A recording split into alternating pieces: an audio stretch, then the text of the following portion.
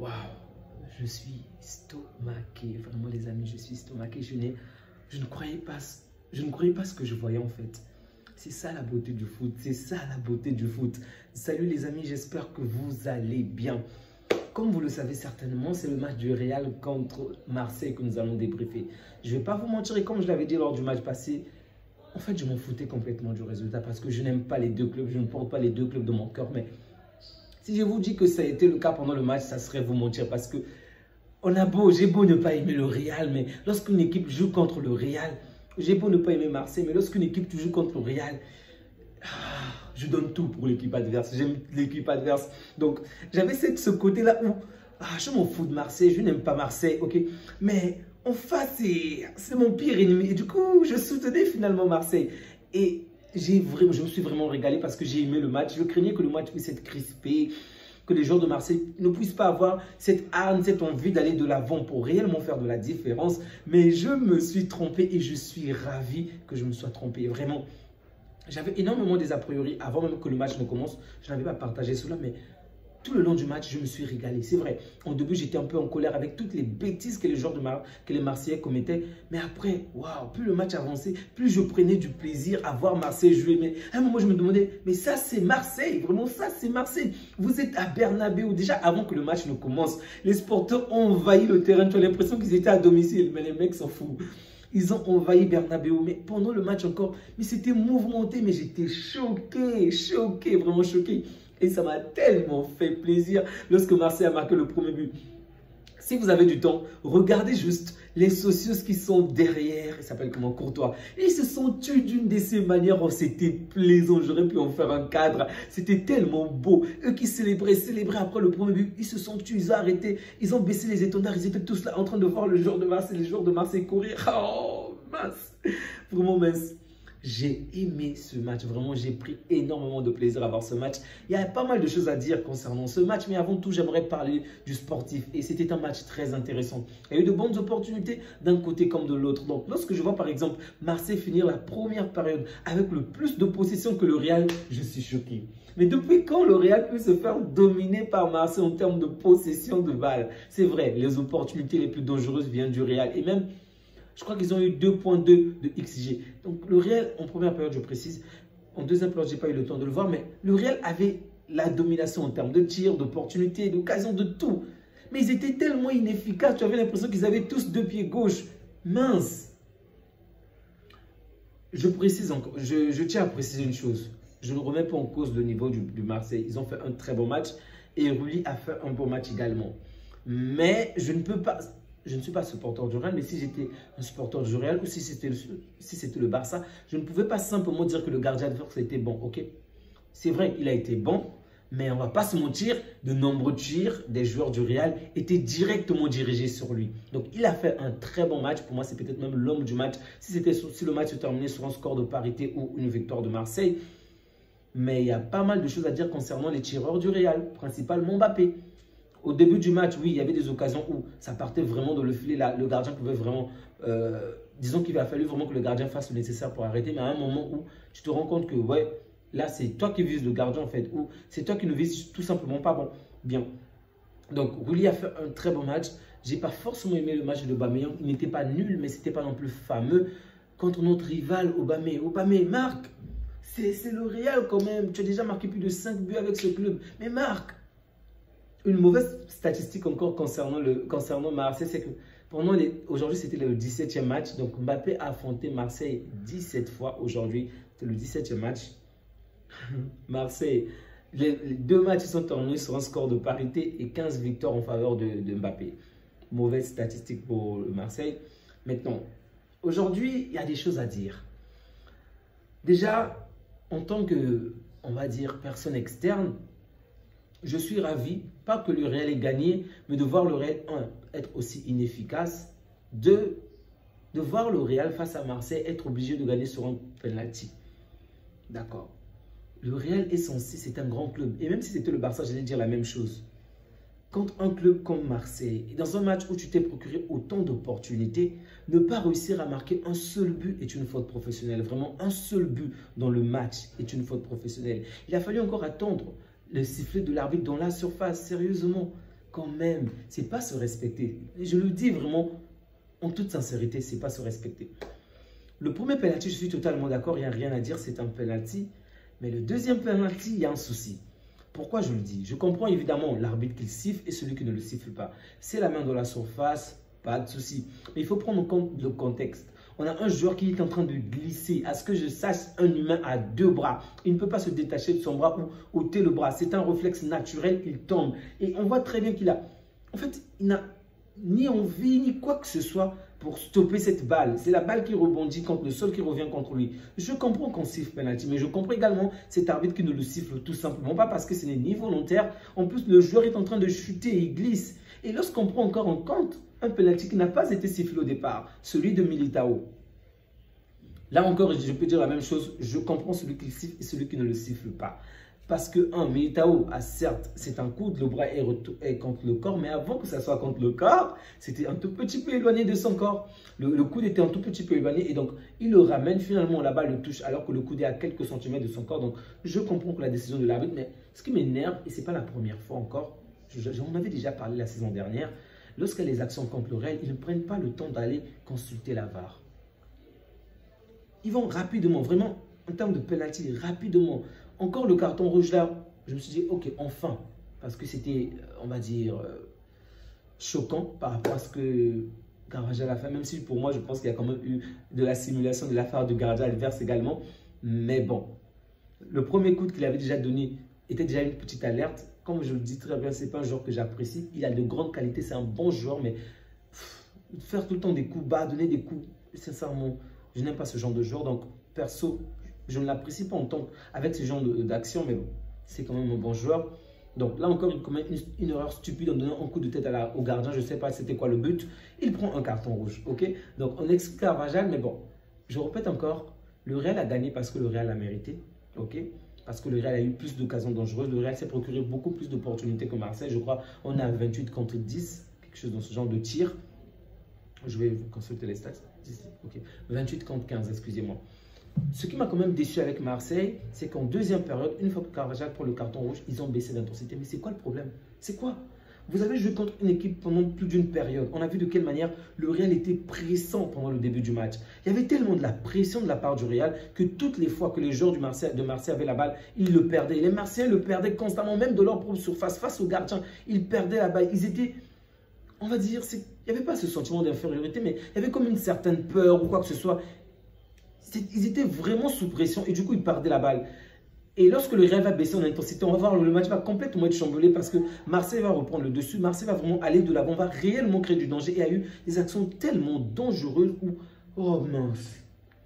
En fait, si tu es Marseillais aujourd'hui, déjà il y a la frustration par rapport au penalty qui n'est pas sifflé en ta faveur et le penalty est quand même dur que l'arbitre siffle alors que la majeure partie des arbitres ne l'auraient même pas sifflé.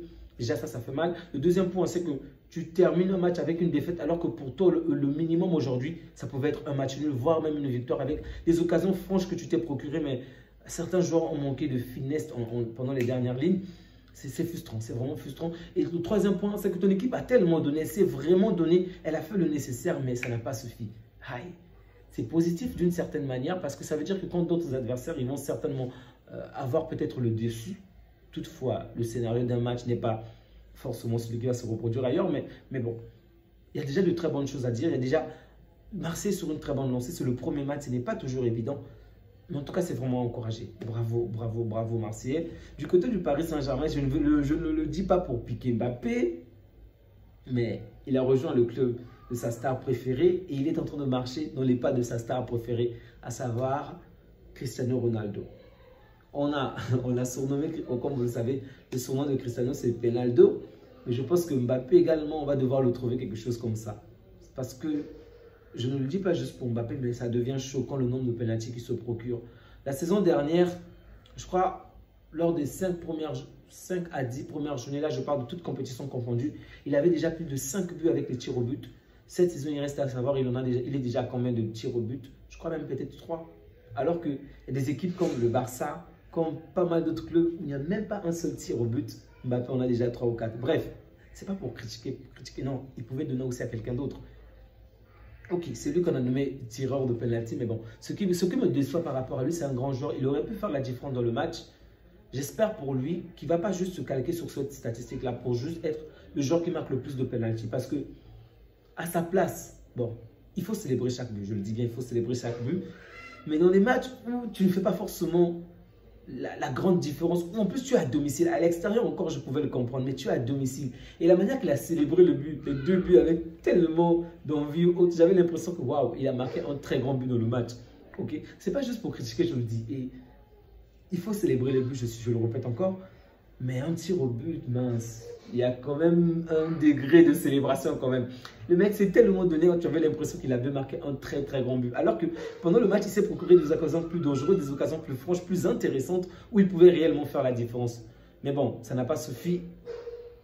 Ils ont marqué à travers les tirs au but. Bravo à eux. Ils obtiennent 3 points. Marseille qui va devoir se battre avec les prochains adversaires. Les 7 prochains matchs ne seront pas forcément faciles. Il y aura des adversaires plus complexes parce qu'ils ont quand même un calendrier assez chargé. Il y aura des adversaires plus complexes que d'autres, mais aujourd'hui, il en fait. Donc, ça devrait lui donner davantage confiance. Et contre le Real, ce n'est pas contre n'importe quel club qu'ils l'ont fait. Donc, ils ont quand même des capacités, des moyens nécessaires pour faire la différence. Ils doivent eux également s'améliorer dans les derniers mètres, dans les dernières lignes. Le dernier geste doit vraiment être vu, revu. Et je ne sais pas moi, ils doivent le faire plusieurs fois. Pendant le match, je crois que c'était pendant un tir, un corner. On centre la balle et je ne me souviens plus de qui avait prolongé la balle en haut, en tout cas par la tête. Et la balle est revenue vers Greenwood, je crois. On se rend bien compte qu'il était étonné, il était choqué lors de ce corner-là parce que, en fait, ils n'ont pas l'habitude de faire ce genre de choses. Je ne pense pas que pendant les entraînements, ils ont bossé ce genre de tactique-là au corner. C'est pour dire qu'il était tellement choqué qu'il n'a pas pu, en fait, avoir toute sa tête au moment qu'il fallait pour tirer, ou dribbler ou faire quoi que ce soit. Du coup, il a facilement perdu la balle et l'adversaire l'a récupéré, il a sorti la balle. Tandis que si c'était des choses qu'ils avaient répétées encore et maîtrisées, pendant le match, ça devait très bien se passer. En fait, il ne devait pas être choqué que la balle arrive sur lui lorsque le joueur de son propre camp a fait la prolongation de la balle, la prolongation de la trajectoire de la balle avec la tête en fait. Bref. Sincèrement, les Marseillais m'ont choqué, vraiment.